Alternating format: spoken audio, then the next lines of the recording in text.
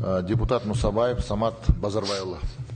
Рахмет, құрметті Ерлан Жақанұлы. Жалпы мен бұл заң жобасын қолдаймын, және әріптестерімді де қолдауға шақырамын. Менде бір екі сұрақ бар.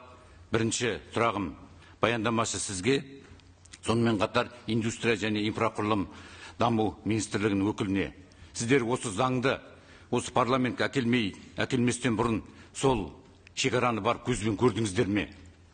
Сол жердегі өткізу пунктіндегі біздің осы заманауи техникалармен, болмаса құрал жабдықтармен жабдықталған ба?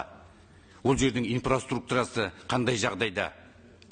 Айтып кететін мен бір сұрақ қойып кетейін. Екі елдің арасындағы өткізу пункттерінің арасы 2 шақырым. Осы жерде көлік қатынасы жоқ. Яғни қамтылмаған. Күннің ыстығында немесе қыстың аязында адамдар 2 шақырым жерді жаяу өтуге мәжбүрлеп отырсыздар.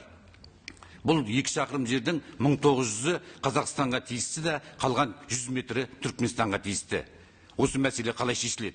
Бұл шешіле ме, шешілмей ме? Екінші сұрағым сыртқы істер министрінің өкіліне. 2002 жылы Түркменстан мен Қазақстанның арасында келісімшарт жасалып, іргелес жатқан Маңғыстау облысы мен Түркменстанның бұрынғы Красноводск, қазіргі Балқан уәлиятының арасында келісімшарт жасалып, екі елдің азаматтары визасыз режимде бір-біріне қатынайтын еді. Яғни, өздеріңіз білесіздер, бәріміз де білеміз, осы 40 жылдың ішінде 100 мыңнан астам біздің бауырларымыз, қандастарымыз осы Қазақстанға келіп орналасты. 2016 жылы 15 қаңтарда осы келісімшарт бір жақты Түркменстан жағынан бұзылып, визалық режим орнатылды. Міне 9 жыл болды. Шыны керек, сояқтан көшіп келген біздің қандастарымыздың әке-шешелері, ата-бабалары сояқта зиратта. Қазір бүгінгі таңда зираттап сояққа бара алмайды.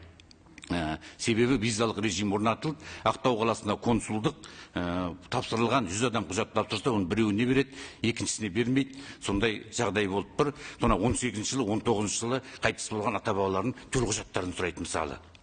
Осы мәселеге сыртқы істер министрлігі не айтады екен?